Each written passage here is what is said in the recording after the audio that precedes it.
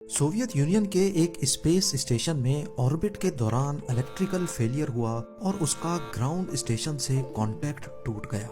खुशकिस्मती थी कि सैल्यूट 7 नामी इस स्पेस स्टेशन में जब ये हादसा हुआ तो उस वक्त उसमें कोई क्रू मौजूद नहीं था, लेकिन पावर फेलियर के साथ ही ये काबू से बाहर हो गया और अपने ऑर्बिट से भी निकल गया। ये मसला सोवियत यूनियन की स्पेस हिस्ट्री में खड़ा होने वाला सबसे गंभीर मसला था। 27,000 किलोमीटर फी घंटा की स्पीड से उड़ता हुआ एक अनकंट्रोल्ड स्पेस स्टेशन किसी टाइम बॉम्ब से कम हरगिज नहीं था। इस पर वापस कंट्रोल पाने के सारे ऑप्शंस फेल हो चुके थे, लेकिन फिर कुछ ऐसा हुआ जिसने सोवियत यूनियन का सर फख्र से बुलंद कर दिया। ज़ेम टीवी की वीडियोस में एक बार फिर से खुशामदीद। नाजरीन, अमेरिका और सोवियत यूनियन की कोल्ड वॉर के दौरान दोनों कंट्रीज अपनी ताकत का मुजाहरा करने में मसरूफ थीं।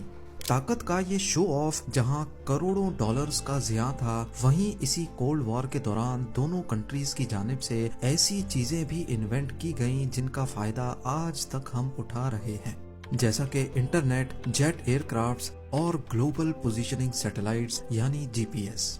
इसी दौरान एक दूसरे को दुनिया की नजर में नीचा दिखाने के लिए ऐसे कदम भी उठाए गए जिनका इंसान पहले सोच भी नहीं सकता था।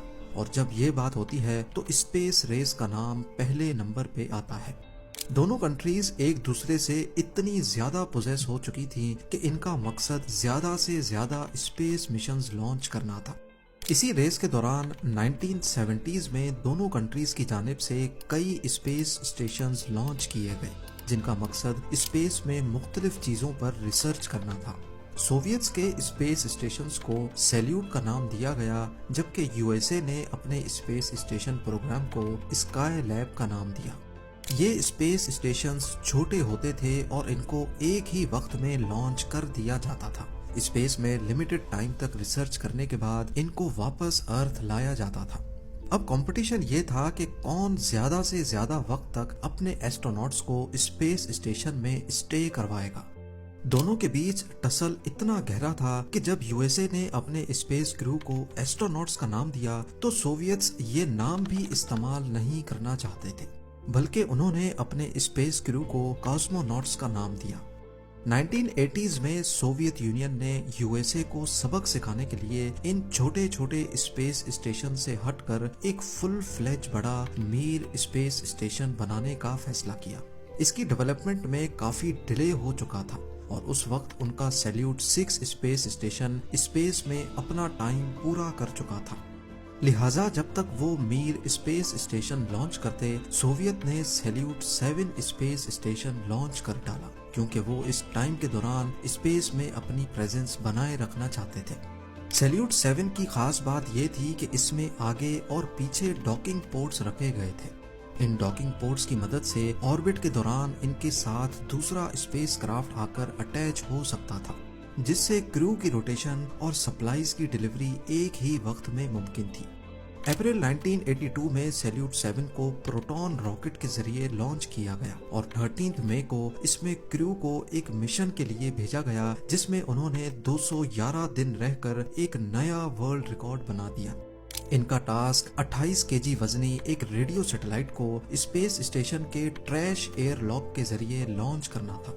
ये किसी भी मैन्ड स्पेस व्हीकल से लॉन्च होने वाली पहली कम्युनिकेशन सैटेलाइट थी।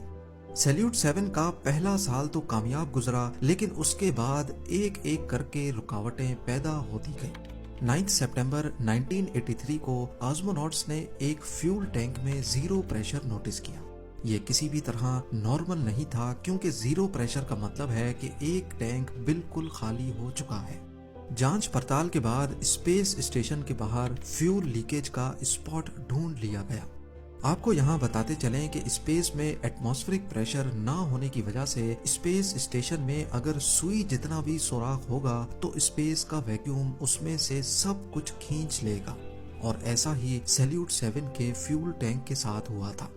ये सुराख मजीद डैमेज ना करे, इसीलिए इसको वक्त पर बंद करना बहुत जरूरी था, लेकिन बदकिस्मती से कॉस्मोनॉट्स के पास कुछ टूल्स की कमी थी। ग्राउंड स्टेशन ने सिर्फ टूल्स की डिलीवरी के लिए सैल्यूट 7 तक एक दूसरा स्पेस क्राफ्ट लॉन्च किया, जिसको सैल्यूट 7 से जाकर डॉक होना था। اس میں ایکسٹرا کریو اور ضرورت کے ٹولز بھی موجود تھے۔ یہ ریپیئر اس دور کا بہت کمپلیکس ریپیئر ورک سمجھا جاتا ہے جس میں کاسموناٹس کو اسپیس اسٹیشن سے باہر جا کر ویلڈنگ کرنی تھی۔ اسپیشل ٹولز اور پولڈ ویلڈنگ کی مدد سے آخر کار فیول ٹینک کے سوراخ کو بند کر دیا گیا۔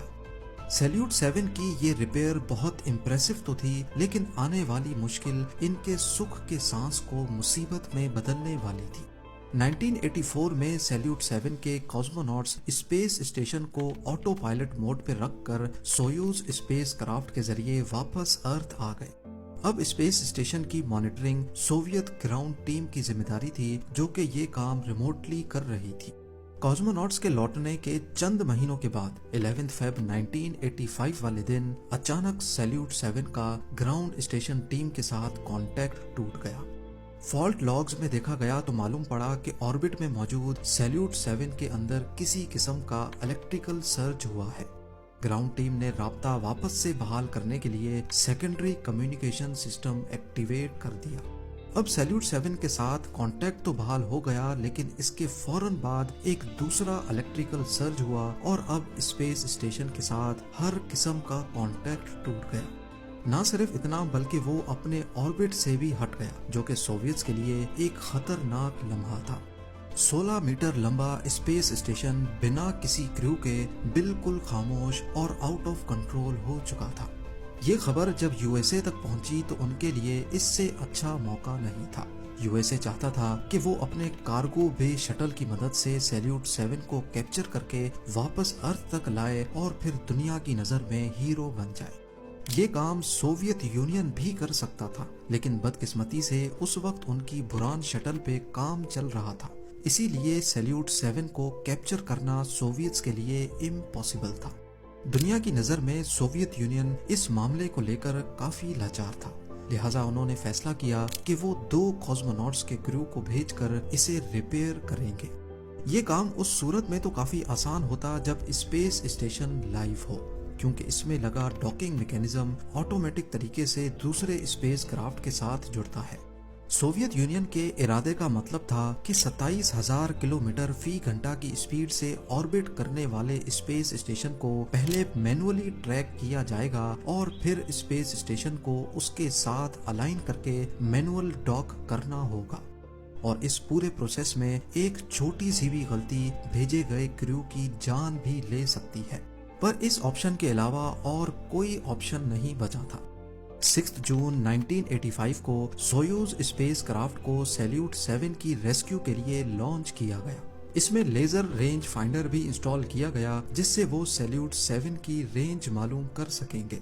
کاسموناٹس اپنے ساتھ نائٹ ویژن گوگلز بھی لے کے گئے، کیونکہ ہو سکتا ہے مینول ڈاکنگ اس وقت کرنی پڑے جب بالکل اندھیرا ہو۔ 2 دنوں تک آربٹ کرنے کے بعد کاسموناٹس فائنلی سیلیوٹ 7 کے قریب پہنچ گئے۔ سب سے پہلی چیز جو انہوں نے نوٹس کی وہ مس الائنڈ سولر پینلز تھے، جس کا مطلب تھا کہ الیکٹریکل سسٹم مکمل طور پہ فیل ہو چکا ہے، کیونکہ اسپیس کرافٹس میں لگے سولر پینلز الیکٹریکل ایکٹویٹرز کے ساتھ جڑے ہوتے ہیں جو سولر پینلز کی پوزیشن ہر وقت سورج کی طرف رکھتے ہیں۔ لیزر رینج فائنڈر کی مدد سے کریو نے پہلے خود کو سیلیوٹ 7 کے ساتھ الائن کیا اور پھر اس کی روٹیشن کو اپنے اسپیس کرافٹ کی روٹیشن سے میچ کر کے وہ آہستہ آہستہ اسپیس اسٹیشن کے قریب جاتے گئے، اور فائنلی وہ سویوز کو سیلیوٹ 7 کے ساتھ مینول ڈاک کرنے میں کامیاب ہو گئے۔ اب وہ مرحلہ آ چکا تھا جس کا سب کو انتظار تھا، کیونکہ کسی کو بھی معلوم نہیں تھا کہ سیلیوٹ 7 کیوں بند ہوا تھا اور اس کے اندر کون سا خطرہ چھپا ہوا ہے۔ ڈاکنگ کے بعد جب انہوں نے سیلیوٹ 7 کا ہیچ کھولا تو فوراً ان کو سخت ٹھنڈی ہوا کا جھونکا محسوس ہوا، کیونکہ کافی عرصے تک سیلیوٹ 7 کا پاور لاس ہو رکھا تھا، اسی وجہ سے اندر کا ہیٹنگ سسٹم بھی بند تھا۔ اندر بالکل اندھیرا اور ہر چیز جمی ہوئی پائی گئی۔ -150 ڈگری سیلسیس کا ٹیمپریچر، جس کے لیے سیلیوٹ 7 کا انٹیریئر ڈیزائن ہی نہیں کیا گیا تھا۔ دونوں کاسموناٹس نے گرم کپڑے پہنے اور تینوں ہیچز کھول کر سیلیوٹ 7 کے اندر چلے گئے۔ ان کے پاس ایئر کوالٹی ٹیسٹر بھی تھے جس میں کاربن مونو آکسائڈ کی کوانٹٹی بہت زیادہ شو ہو رہی تھی، جو اس بات کا اشارہ تھی کہ یہاں آگ لگی تھی۔ دونوں کاسموناٹس کو سانس لینے میں بھی دشواری ہو رہی تھی کیونکہ سیلیوٹ 7 کا سرکولیشن سسٹم کام نہیں کر رہا تھا۔ ان دونوں کے سانس میں موجود کاربن ڈائی آکسائڈ اندر کے ماحول کو اور زیادہ ڈینجرس بنا رہا تھا۔ اسی لیے انہوں نے فیصلہ کیا کہ ایک وقت میں صرف ایک کاسموناٹ ہی سیلیوٹ 7 کے اندر رہے گا۔ دونوں کریو کے لیے سپلائیز کا بھی بہت بڑا ایشو تھا۔ ان کے پاس صرف 8 دنوں کا کھانا پانی تھا۔ اگر وہ تھوڑا تھوڑا بھی استعمال کریں گے تو کھینچ کے ان کے پاس صرف 12 دنوں کی سپلائیز تھی۔ لیکن سیلیوٹ 7 میں کیا مسئلہ تھا یہ جاننے اور اس کو ریپیئر کرنے میں 12 دن سے بھی زیادہ وقت لگ سکتا تھا۔ خیر، جب الیکٹریکل سسٹم میں ٹربل شوٹنگ شروع کی گئی تو معلوم پڑا کہ صرف ایک اکیلے سینسر کے خراب ہونے کی وجہ سے پورا اسپیس اسٹیشن بند ہوا ہے۔ یہ سینسر بیٹریز میں لگتا ہے جو ان کو اوور چارجنگ سے بچاتا ہے۔ جب یہ خراب ہو گیا تو یہ بیٹریز کو چارج ہونے ہی نہیں دے رہا تھا اور آخر کار بیٹریز پوری طرح سے ڈرین ہو گئیں اور پورا سسٹم ہی بند ہو گیا۔ سینسر کو بدلنے اور سولر پینلز کی ڈائریکشن چینج کرنے کے بعد حیرت انگیز طور پہ ایک بار پھر سے سیلیوٹ 7 زندہ ہو گیا اور یہ اگلے 1 سال تک مشن کا حصہ بھی رہا۔ یہ وہ وقت تھا جب سوویت یونین نے اپنا سب سے بڑا اسپیس اسٹیشن میر بھی لانچ کر دیا تھا، جس کے بعد سیلیوٹ 7 کی کوئی ضرورت تو نہیں تھی، لیکن اس کے باوجود بھی اس کو آربٹ میں ہی رکھنے کا فیصلہ کیا گیا۔ میر کے کریو نے اسپیس کرافٹ کے ذریعے سیلیوٹ 7 تک بھی ٹریول کیا اور اسٹیشن ٹو اسٹیشن ٹرانسفر کر کے ایک نیا ورلڈ ریکارڈ بھی بنا لیا۔ سوویتس سیلیوٹ 7 کو مزید اسپیس میں رکھنا چاہتے تھے، اس کے لیے اس کو 475 کلومیٹرز کے ہائر آربٹ میں بھیج دیا گیا۔ لیکن 1991 میں سوویت یونین کے کولیپس کے بعد فنڈنگ ایشوز اور دوسرے مسائل کی وجہ سے سیلیوٹ 7 سے دھیان ہٹ گیا اور وہ اپنا آربٹ کم کرتا کرتا ایک دن ارتھ کے ایٹماسفیئر میں ان کنٹرولڈ ری انٹری کر بیٹھا اور ساؤتھ امریکہ کے اوپر ٹکڑوں ٹکڑوں میں بکھر گیا۔ اس طرح سوویت یونین کے آخری سیلیوٹ اسپیس اسٹیشن کا دی اینڈ ہو گیا۔ امید ہے زیم ٹی وی کی یہ ویڈیو بھی آپ لوگ بھرپور لائک اور شیئر کریں گے۔ آپ لوگوں کے پیار بھرے کامنٹس کا بے حد شکریہ۔ ملتے ہیں اگلی شاندار ویڈیو میں۔